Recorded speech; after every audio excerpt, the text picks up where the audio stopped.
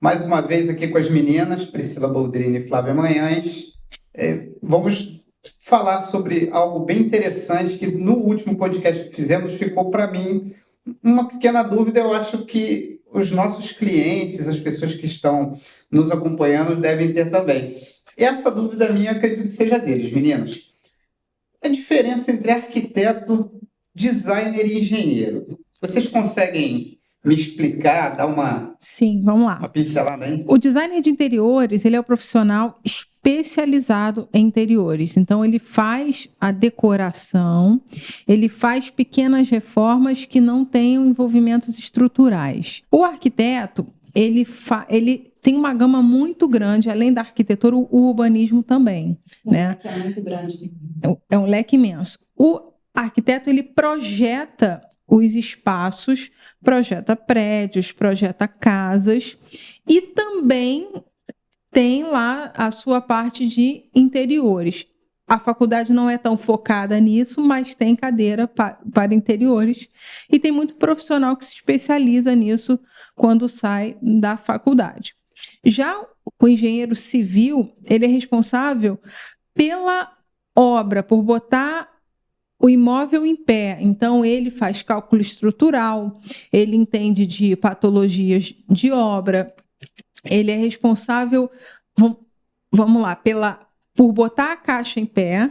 Só que quem desenhou a caixa foi o arquiteto e o designer de interior vai fazer a decoração interna. Então, uma coisa complementa a outra, um profissional complementa o outro. E a Loja entendeu? Móvel, ele consegue atender os 3 profissionais ou é restrito para cada um deles? O engenheiro não Nem tanto, tanto, porque a gente não tem essa parte mais pesada de obra civil, né?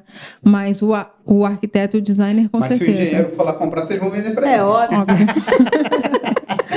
Isso é importante, Qualquer né? pessoa pode Pessoal, comprar olha na só, Loja engenheiros. Móvel. Engenheiros podem comprar na Loja Móvel, não tem problema nenhum. Engenheiros, médicos, psicólogos. Exatamente. Psicólogos é bom, né? Porque só tem doido, então é bom. Agora ter eu psicólogo. pergunto para vocês, bacana, né, essa explicação. Fala, Flávia. Onde há uma intervenção um pouco maior no campo do design, ou o arquiteto vai estar presente, ou o engenheiro para complementar, né? No momento em que você vai ter que fazer alguma intervenção de abertura de paredes, estrutural.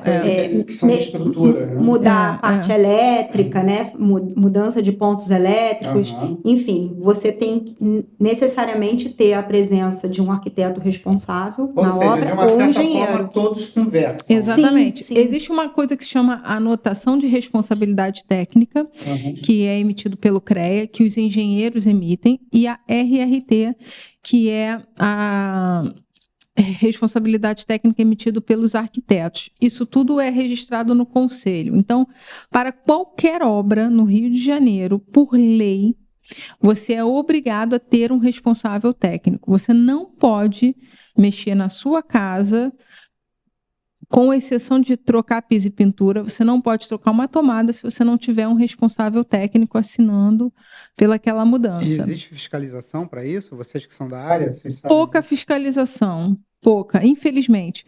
Mas depois que aquele prédio no centro desabou, porque tiraram estruturas, aconteceu essa lei, e principalmente em prédios, os síndicos exigem, porque se o síndico não exigir, a responsabilidade civil cai em cima Em dele. cima dele, né? Então, há realmente essa exigência de um responsável técnico, e aí tem que ser arquiteto ou Entendi. engenheiro. Aí acabou aquela história de fazer obra com o seu Zé, né?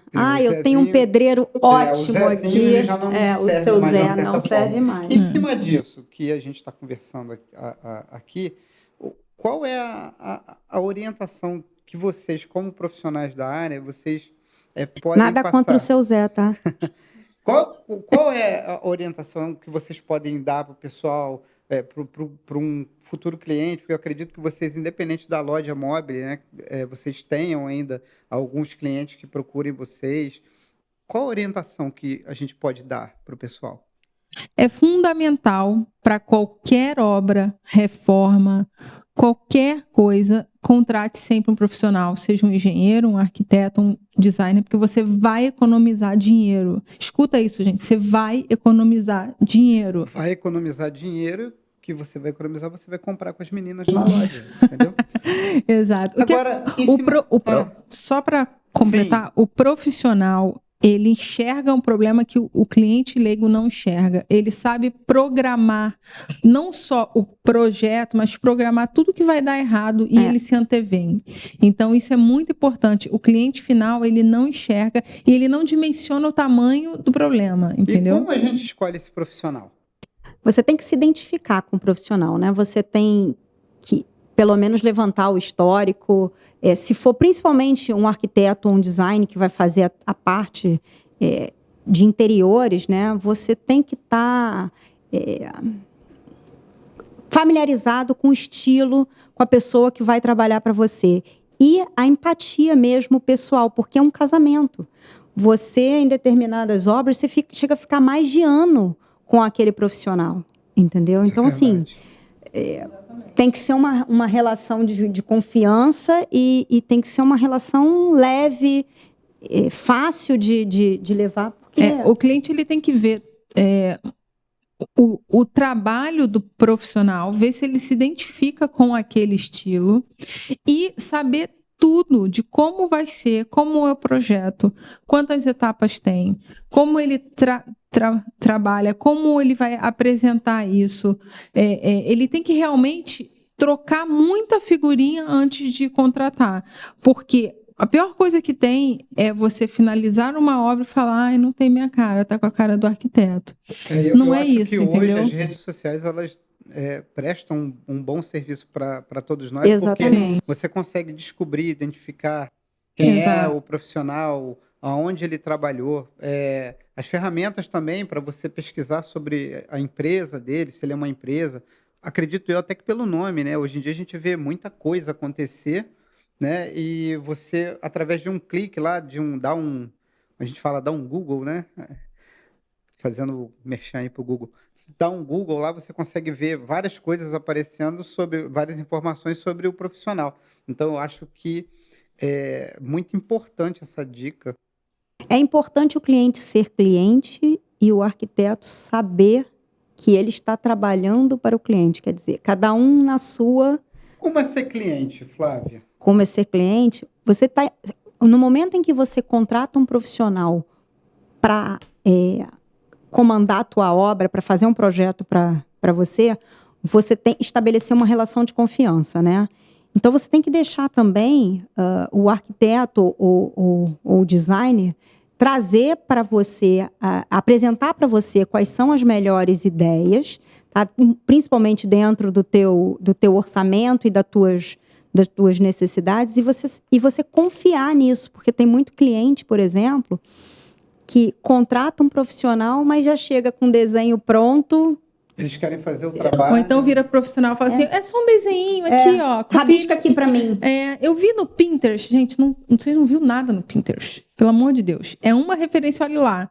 Porque quem enlouqueceu o profissional fala assim, faz igual do Pinterest. Não é copia e cola.